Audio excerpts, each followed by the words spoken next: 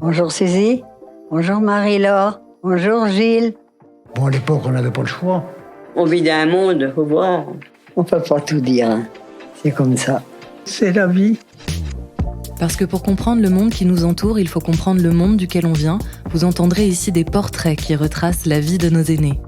Je suis Capucine Jacob et vous écoutez Entre-temps, un trait d'union entre hier et aujourd'hui, un espace de parole où le passé est raconté par ceux qui l'ont vécu, et vous allez voir, c'est passionnant. Est-ce que vous croyez que le monde va mieux? Je ne sais pas. Vous m'en demandez trop. Le portrait que je vous propose aujourd'hui est celui de Monique.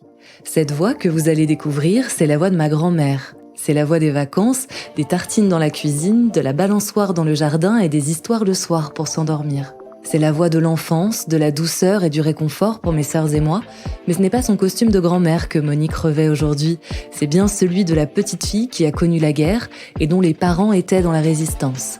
C'est aussi la rencontre avec la jeune femme qu'elle fut, un peu rebelle et qui s'orientait vers une carrière de laborantine à Paris.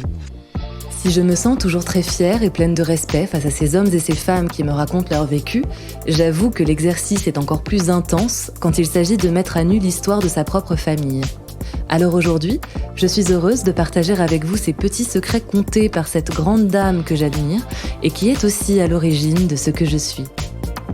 Bonne écoute!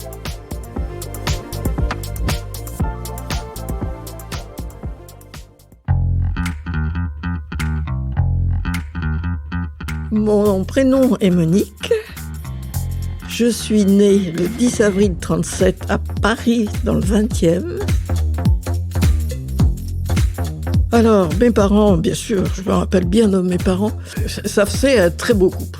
Il faut dire que c'était vraiment un très beau couple. Alors, maman était femme au foyer, elle s'appelait Blanche. Ma mère était grande, belle femme. C'est vrai qu'elle avait un peu le port espagnol. Très brune, aux yeux verts. Papa était magistrat, un homme à peu près 1m90. Il faisait partie, je pense qu'on peut appeler de bel homme. Comme tous les prénoms Patrick, savait son caractère. Au point de vue juge, il était considéré honnête et logique. Moi, j'ai assisté à des audiences menées par lui, avec maman, et on se mettait dans le fond. Et là aussi, il y a une petite anecdote, il y avait un clochard qui, lui, voulait passer l'hiver en prison, et il ne savait pas comment faire. Des fois, il allait taper sur un gendarme. Il vient donc, papa lui dit, mais qu'est-ce que vous avez encore fait quand même, mon président? Tu me mets le maximum, je serai content. Et papa dit, je peux pas lui mettre 3 mois, la loi c'est 3 mois, je peux pas lui mettre plus. Et quand il avait passé, il l'enguerrandait.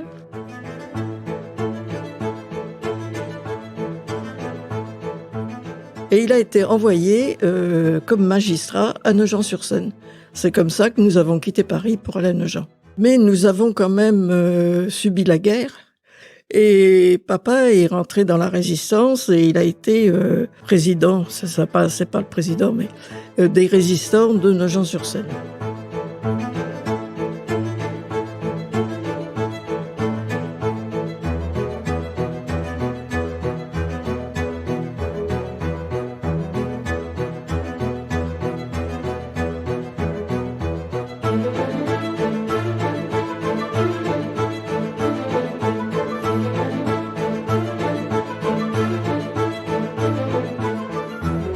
Il faisait les parachutages qui venaient de Londres. Des fois, c'était des armes, des fois, c'était de l'argent. Mais pour récupérer les paquets, il fallait qu'il y ait des résistants avec papa. Il avait trouvé un système original qu'il fallait convoquer ces paysans-là. Ils ne pouvaient pas envoyer un message, il n'en était pas question. Il les convoquait pour vol de poulet. Chacun son tour, ils arrivaient au tribunal. Et il allait donc dans le bureau du juge pour expliquer pourquoi il avait volé.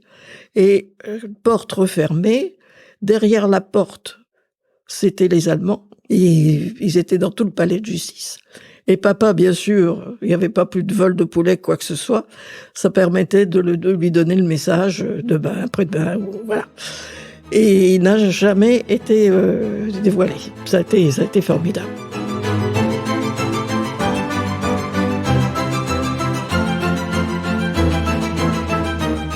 Ah oui, il y a eu des moments bien compliqué. Papa donnait toujours ordre de rien prendre, ni argent, ni armes surtout, car il pouvait tomber sur des Allemands et je sais pas, il avait sûrement une formule pour dire qu'ils étaient à 3 à faire quelque chose. Et bien sûr, un jour, il y a un résistant qui a trouvé malin de prendre un revolver. Et ils sont tombés sur une patrouille allemande, avec les chiens. Donc, le chien a reniflé, papa avait rien, donc pas de problème. Le deuxième, il avait rien. Le troisième, ça a été vite fait, ils ont trouvé le revolver. Ils l'ont fait retourner, ils l'ont descendu sur place. Deuxième petite anecdote, c'est que nous habitions donc à Nogent-sur-Seine, et papa étant donc le chef des résistants, chaque fois qu'il y avait un résistant qui avait été pris par la Gestapo, souvent la tactique c'était de le laisser ressortir 2 jours ou 3 jours après, pour qu'il amène les Allemands, comme par hasard, où il fallait pas. Et un jour, c'était un notaire de Troyes qui a été pris par les Allemands. Au bout de 3 jours, il est sorti, et il a pris son vélo, et il a fait Troyes, Nogent, 100 km en un temps record. Et quand il est arrivé à la maison, c'était pas le premier que les parents cachaient. On me disait, c'est le cousin Marcel qui vient d'arriver. Voilà, il va passer quelques jours. Et là, j'ai dit, moi, il était 6 heures du soir ou 7 heures du soir. Et je dis donc, maman, qu'est-ce que j'ai comme cousin? Oh là là là là, qu'est-ce que j'avais pas dit là? Et les parents décident qu'il faut me retirer de là. Et ils m'ont envoyé dans une ferme à 15 km de Nogent. Sûrement chez des gens résistants, je ne l'ai jamais su, mais enfin bon. Alors, ils s'appelaient Monsieur et Madame Cocu. Ils avaient 3 filles, dont l'aînée c'était Renée. Et je me souviens aussi une petite anecdote, c'est qu'il y avait eu un parachutage. Ils étaient arrivés à prendre le parachute d'un Anglais. L'Anglais est parti dans les 3 minutes après, ils l'ont évacué. Et ils avaient enterré ce parachute pas loin de la ferme, parce que les parachutes à cette époque-là étaient en soie. Et comme Renée devait se marier, ils ont décidé qu'ils feraient la robe de mariée dans ce parachute. Elle s'est mariée après la guerre, donc ce parachute est resté un bon moment sous terre. Alors j'étais, je pense, assez calme. Tout ce qui m'arrivait, je trouvais normal. Je me disais pas, j'ai de la chance, oh, j'ai pas de chance. Bon, je sais que mes parents me manquaient le soir, ça je me souviens de ça. C'était chez les Cocus, souvent le soir j'ai pleuré.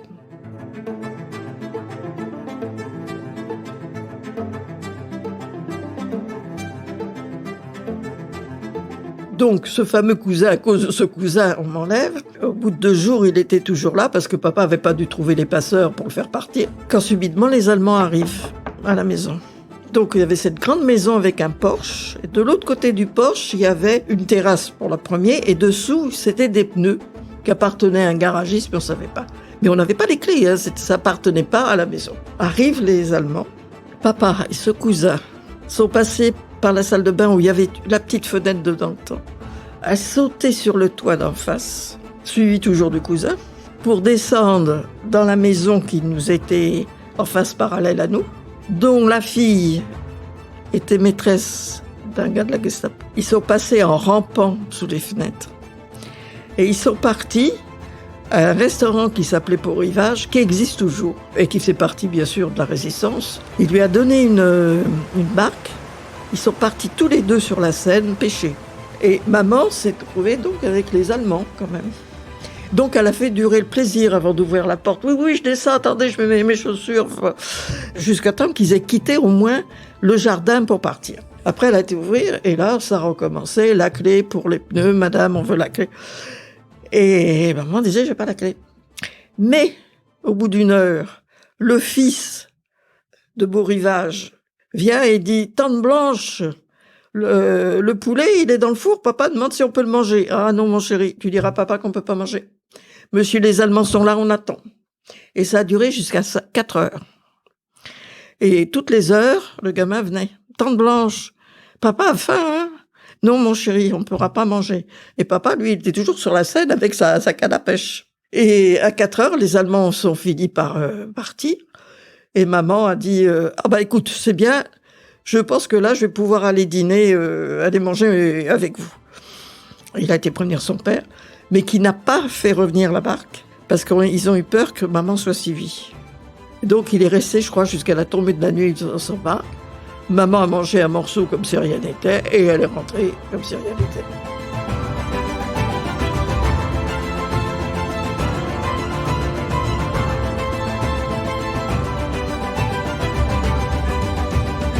Oh, Blanche, ça a du caractère, hein. Ça, c'est sûr.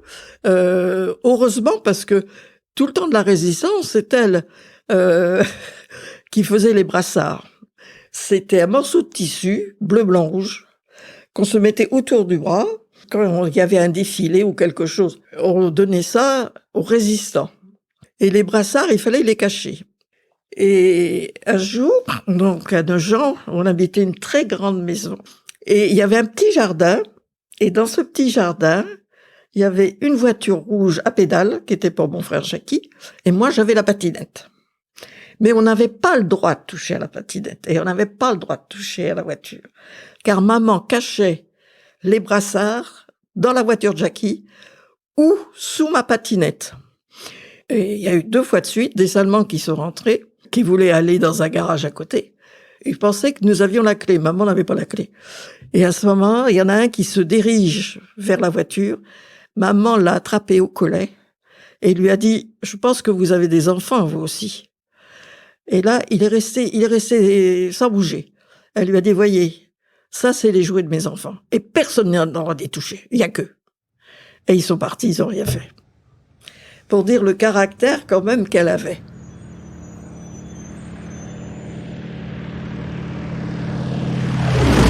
J'étais pas chez les Cocus, j'étais dans une autre ferme. On a vu passer des avions. De bouche à oreille, un jour, on nous a dit ça y est, les Allemands s'en vont, ça y est, c'est sûr, c'est... De bouche à oreille, il y en a qui avaient vu encore une voiture allemande 2 heures avant, d'autres disaient mais non, c'était pas une voiture allemande, enfin... Et alors, le village, il y avait là la route nationale, et dessous, il y avait le village. Donc, tout le monde sort son drapeau, tout le monde va à la mairie, et après... il y avait 4-5 fermes, pas plus. On devait tous goûter ensemble. C'était normal, on se retrouvait. Et qu'est-ce qu'on voit arriver? Vraiment une voiture allemande, avec 4. Tout le monde dans le fossé. Les Allemands descendent, arrêtent la voiture, descendent, prennent le drapeau français qu'on avait mis, le cassent en 2 et font une croix gammée. Et ils repartent. Là, ça fait plutôt peur.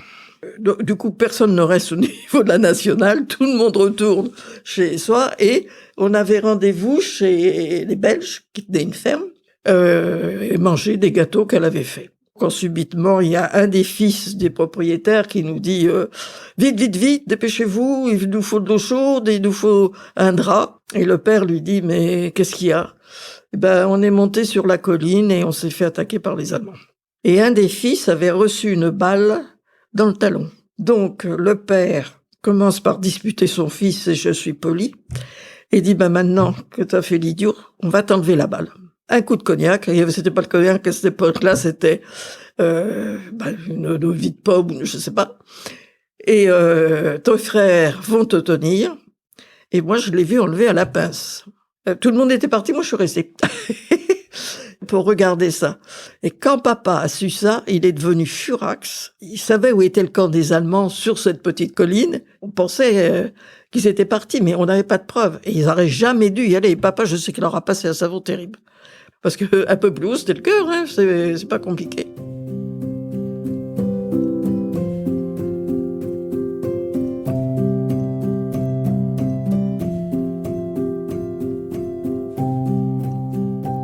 J'avais rencontré une petite fille qui était pensionnaire et qui disait « Mais c'est formidable, on est libre, on n'a pas les parents, tu devrais venir. » Et je déclare à maman que je voulais aller en pension. Maman était contre la pension. Et j'insiste. Et maman me dit « Bon, écoute, c'est simple. Tu veux aller en pension, tu vas y aller, mais tu vas faire l'année scolaire. J'irai pas trop chercher. Hein. » Et comme je suis pas têtue, j'ai dit « Mais je ferai mon année scolaire. » Donc, je suis allée en pension chez des religieuses, elles n'avaient pas l'habit, mais enfin, c'était tout comme, pas loin de la gare de Provins. Et là, c'était plutôt que sévère. Hein. C'était pas... c'était réglementaire. Hein. C'était la messe tous les dimanches matins, le chemin de croix que j'ai fait à genoux, et j'ai eu des séquelles toute la vie. Voilà, lit à 9h, il n'y avait pas de lecture. Bien sûr, la télévision n'existait pas. Il n'y avait pas de poste, rien du tout, rien du tout. Levé à 7 heures tous les matins, pas de chauffage dans les dortoirs, c'était des lavabos l'un devant l'autre alignés. Bon, la nourriture, comme je suis pas une grosse mangeuse, ça devait pas être excellent, mais enfin, c'était passable. Jusqu'au jour, on s'est aperçu qu'il y avait des poux. À ce moment-là, on nous dit c'est pas compliqué. Ce soir, tout le monde dans la salle de bain, on va vous passer la tête au pétrole et on va vous mettre une serviette dessus et demain matin, on lave la tête, il n'y a plus rien. Moi, avec la chance que j'ai, c'est que le pétrole a coulé dans le cou, j'ai été brûlée. 3e degré, tout le tour du cou, derrière. Et j'ai eu le droit, du coup, pour faire passer la pilule, de déjeuner avec la directrice dans son bureau, car en réalité, entre nous, je pense qu'elles avaient peur que les parents viennent comme ça faire une visite, et là, je pense que papa aurait hurlé.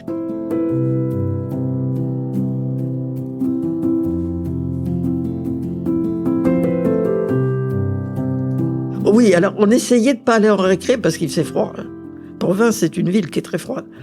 Donc, si on pouvait aller écouter du piano, enfin, quelqu'un même faire ses gammes, on préférait aller écouter les gammes. Il y avait une chose que j'avais trouvé du tonnerre, c'était comme un petit cagibi, et chacun avait sa boîte à chaussures. Et dans cette boîte à chaussures, il y avait le cirage pour les chaussures, il y avait souvent, c'était une paire de chaussettes du père pour faire briller les chaussures, un chiffon et une petite brosse. Et nous avions chacun notre boîte. Et tous les soirs, nous devions aller cirer nos chaussures. Donc chacune de notre tour, mais on ne pouvait pas tenir tous là-dedans. Hein. Donc chacun de notre tour, on allait cirer nos chaussures. Alors, on avait le droit à un uniforme que j'ai toujours trouvé très bien. C'était la jupe bleu marine à plis, la veste bleu marine, le chapeau bleu marine, les soquettes blanches et les chaussures noires. Ah oui, alors, le jeudi après-midi, quand une des bonnes sœurs était bien lunée, on nous emmenait nous promener, ce qui était marcher à pied jusqu'au centre-ville, demi-tour fixe, et on rentrait comme ça. Donc c'est vrai qu'on était différenciés d'autres écoles. Mais de là, moi je trouvais ça normal. Voilà, c'est tout, ça ne m'a pas gêné. Je trouve que au contraire, on reviendrait à ça, je suis pour, je vote tout de suite.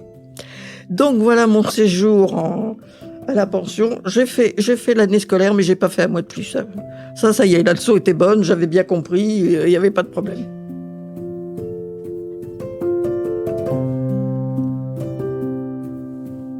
Je vais finir avec Nogent-sur-Seine, car nous habitions à Nogent, donc cette grande villa dont je vous parlais, et c'était la villa où est venue habiter Claudel.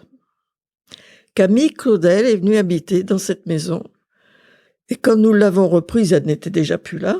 Mais j'ai vu 2 fois son frère. C'est vrai qu'il était très grand, mince et très grand. Bon, moi j'étais enfant, ça ne m'avait pas impressionné tant que ça. Voilà, donc c'est la page de Jean.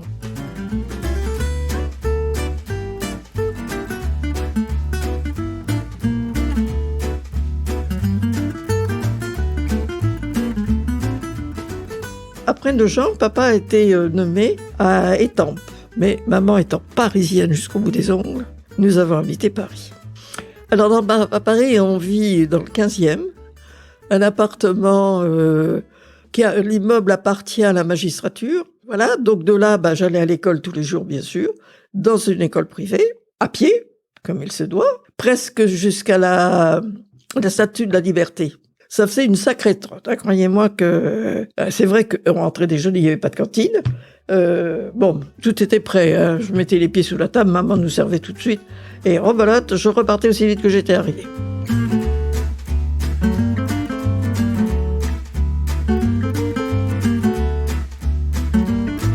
Alors, scolarité, pas terrible pour moi. J'avais un frère qui marchait très bien à l'école, donc ça faisait la moyenne. Et à certains moments, je me suis passionnée pour l'aviation. Je me suis mise à lire des livres de pilotes de la guerre. C'était donc j'en ai lu pas mal. Mes parents, voyant que je me passionnais pour l'aviation, À Étampes, papa fait connaissance d'un pilote, monsieur pour moi d'un certain âge, qui avait fait la guerre, hein, et qui avait un avion qui s'appelait un Stamp. Et c'est un avion où on fait de l'acrobatie comme on veut. On le tourne, on le retourne, on en fait ce qu'on en veut. Et mes parents me disent, bon, ben, on va t'offrir, pour tes 13 ans, un cours de vol. Et je suis sortie de là, mais contente, heureuse, voilà. Et ce monsieur dit aux parents, mais elle aime ça, moi je veux bien la former, il n'y a pas de problème.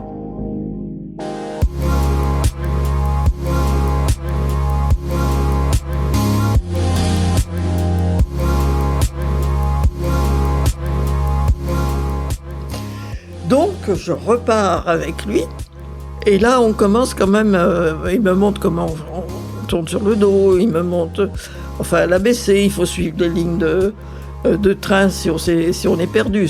Parce qu'on n'avait rien d'autre, hein. Nous, à part la boussole, c'est tout ce qu'on a. Hein. Et ce qu'il aimait faire, c'était de passer sous les fils électriques. Les gens qui étaient dans les champs se couchaient à une vitesse grand V. Et quand les parents ont su ça, je pense qu'ils ont eu peur. J'ai pas eu d'explication, mais on a arrêté les leçons.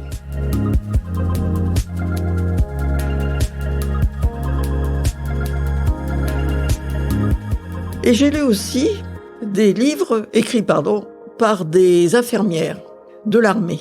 Et c'était des livres passionnants. Et ça a commencé à m'ouvrir l'esprit en disant, je pense que c'est cette infirmière qu'il faudrait que je sois, ça, c'est dans cette branche-là. Donc maman, elle se renseigne avec des infirmières et on lui dit, il faut qu'elle fasse une école d'infirmière. Et puis en discutant avec notre pharmacien, qui me dit non, je te vois pas ça. T'aimes bien la recherche, moi je te vois plutôt de faire une école de biologie, biochimie. Et c'est ce que maman fait. Elle trouve une école rue du Bac à Paris. Et je suis rentrée 2 ans pour être biologiste. Tout ce qui était maths, bio, ça me passionnait. Je faisais mes cultures moi-même, enfin bon. Et c'est là où j'étais passionnée. Quand j'étais dans cette école-là, il y avait un institut qui s'appelait Verde. Et Monsieur Verne avait fait une aiguille pour prendre du sang, ce qui était presque aussi grosse que votre petit doigt et coupé en biseaux. Je peux vous dire qu'on s'en souvenait. Et on nous dit, si vous voulez, vous pouvez faire un stage chez Monsieur Verne. Donc, je vais en stage chez Monsieur Verne. Monsieur Verne, l'Institut et notre école se touchaient. On était l'un à côté de l'autre. Et c'est là où je vois comment on fait les prises de sang, comment il faut faire. Et puis un jour, il y avait les prostituées de Paris qui venaient chez Verne et qui passaient un examen de sang, savoir si elles avaient la syphilis ou pas. Si elles avaient la syphilis, elles ne pouvaient plus exercer et elles allaient à Saint-Nazaire se faire soigner. C'est pas moi qui fais la prise de sang, c'est une de mes collègues.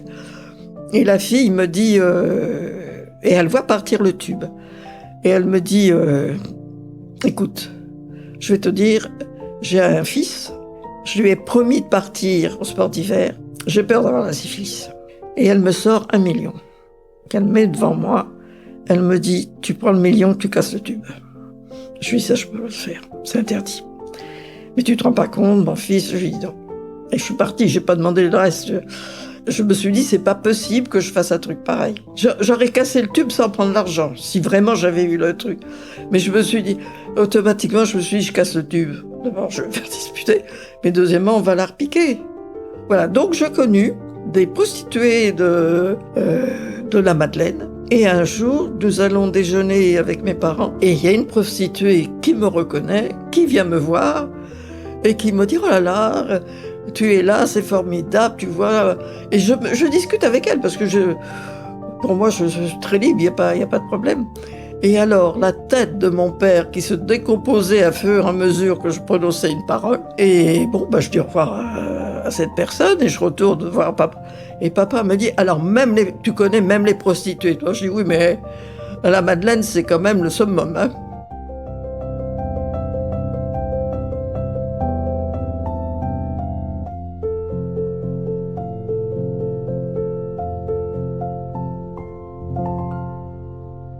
C'est simple, j'ai 20 ans.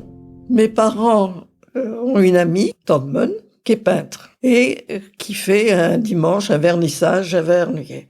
Mes parents, ne pouvant pas aller à ce vernissage, me disent, bon, bah, écoute, tu y vas, et puis tu dors chez Todman et tu reviens demain matin. Donc je vais au vernissage, et du coup, quand j'arrive dans la salle où il y avait l'exposition, mon futur mari, Jacques, était en train d'accrocher des tableaux.